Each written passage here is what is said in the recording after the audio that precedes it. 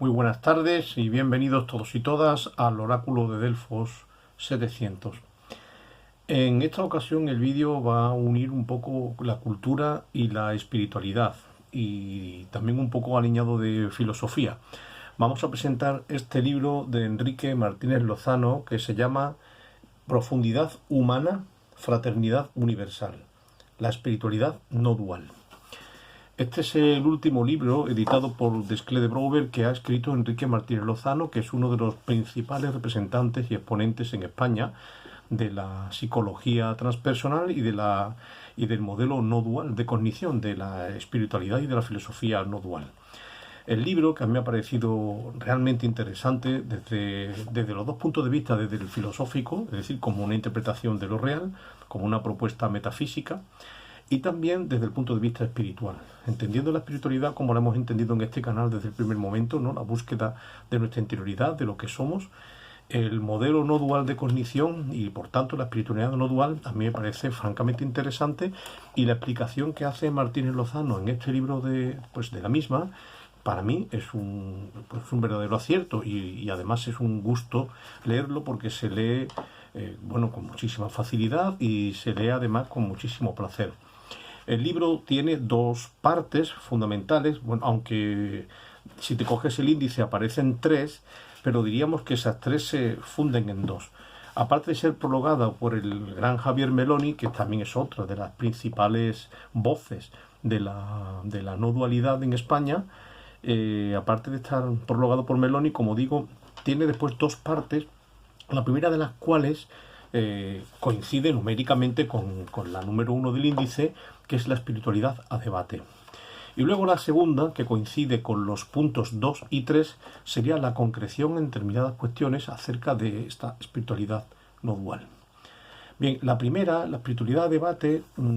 es una parte en la que el autor, Enrique Martínez Lozano, se dedica a intentar responder a un diálogo, propuesta de diálogo, dicho quizás un poco desde mi punto de vista eufemísticamente, es más bien un poco, diríamos, defensa o de los ciertos ataques o críticas que ha recibido esta espiritualidad no dual, sobre todo desde el punto de vista de la religión cristiana, ¿no? Y de posiciones teológicas cristianas y católicas. El autor hace referencia a algunos teólogos muy afamados de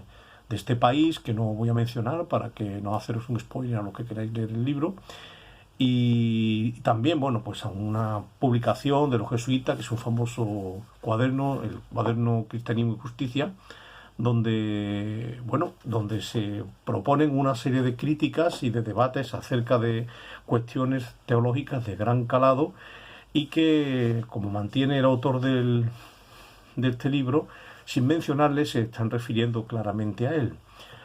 Por tanto, en la primera parte lo que hace Enrique Martínez Lozano es, de alguna forma, aceptar ese diálogo, esa propuesta de diálogo, aceptar ese debate, esas críticas, e irlas respondiendo desde este modelo, desde esta interpretación no dualista de la espiritualidad. Cuestiones absolutamente básicas en la teología y en la espiritualidad, como lógicamente el concepto de Dios, el concepto de la relación, concepto de la dimensión última de la realidad. Como no quiero decir lo que él mantiene, porque no quiero tampoco quitarle emoción, digamos, al libro, y lo que quiero de hecho es animar para aquellos los que les interese estas cuestiones, pues que se hagan con él y se lo lean, ¿no? Pero sí quiero mencionar, como muestra un botón, para que un poco veamos por dónde va esta línea. Por ejemplo, cuando los críticos del modelo no dual de cognición y de espiritualidad, diríamos, combaten o debaten o intentan, diríamos, atacar dialécticamente, por decirlo de alguna manera, ¿no? O criticar, por no repetir la palabra, intentan criticar la no dualidad. Una de las cosas que mantienen es que, como si para ellos la no dualidad negase la trascendencia, como si fuese una especie de sustitución de la trascendencia por una especie de panteísmo, ¿no? Donde no hay ninguna distinción entre Dios y la realidad. Martínez Lozano responde por citar este punto concreto, ¿no? En esta cuestión en la que nos estamos refiriendo ahora mismo, que no es que se elimine la trascendencia en absoluto, sino que se propone una concepción de la trascendencia en la que trascendencia e inmanencia no se relacionan entre sí de modo dialéctico o como oposición de contrarios, sino que son dos maneras que se abrazan en una unidad superior. Es decir, el modelo no dual no niega, simplemente integra, que es diferente. El modelo no dual no niega el absoluto, ni absolutiza lo relativo, por decirlo de alguna manera, sino que da a entender o comprende que entre lo absoluto y sus formas, o entre lo no manifestado y lo manifestado, hay una relación de unidad, no una relación de separación. Esa es la clave filosófica fundamental y metafísica fundamental de la no dualidad. Entender que, como su propio nombre indica, entre lo que llamamos trascendencia o inmanencia, fondo o forma, vacío, manifestación, etcétera, o lo inmanifestado y lo manifestado, en el lenguaje de Parménides diríamos el ser y los entes, por decirlo de alguna manera, no hay una relación de oposición, ni son dos sustancias que estén separadas la una de la otra, sino que son como dos caras o dos formas de darse una misma unidad que abraza a ambos opuestos. Solo en el nivel de la experimentación fenoménica, solo en el nivel de las formas o de la exterioridad, puede parecer que hay una oposición, pero más allá del mundo de las formas o del mundo de las apariencias, esta oposición queda completamente abrazada y reunida y acogida en una unidad superior que integra esos dos polos, como integra cualquier par de contrarios que podamos pensar en el ámbito mental. Después, en la segunda parte del libro, cuando ya intenta diríamos concretar este modelo no dual de espiritualidad a cuestiones concretas, diríamos, o prácticas, pues menciona por un lado el tema de la paz, por otro lado menciona el tema del amor, propone una idea muy interesante para ver si nuestra espiritualidad está siendo genuina o auténtica. Hay un test verificador que es el gozo, la confianza y la entrega. Muchas veces nos debatimos en debates yo creo que estériles y ad infinitum, que no tienen ningún fin ni ninguna salida, donde parece que nos peleamos por los mapas y por las interpretaciones en lugar de intentar ir al territorio, es decir, a aquello que dichos mapas apuntan o representan. Entonces, la idea que se propone es que la espiritualidad no puede ser sometida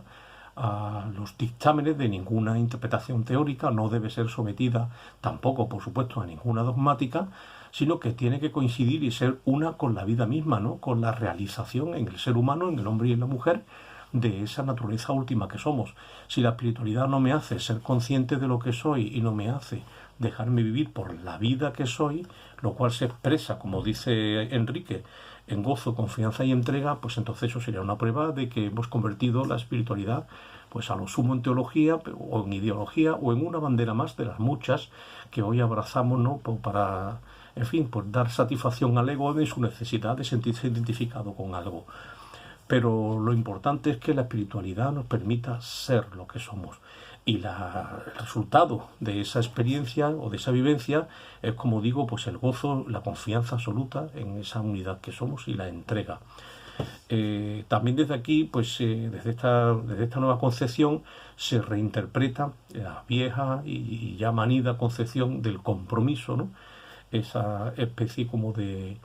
esa especie de test, diríamos, ¿no? Del pensamiento cristiano, el compromiso como finalidad absoluta de la religión, que por supuesto en la espiritualidad no dual no se niega, pero que se le hace una relectura reinterpretándolo desde una posición diferente. El compromiso que nace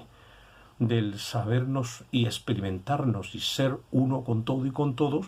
es diferente y mucho más genuino que el compromiso que nace de una cierta obligación moral, diríamos, deducida racionalmente de unos dogmas.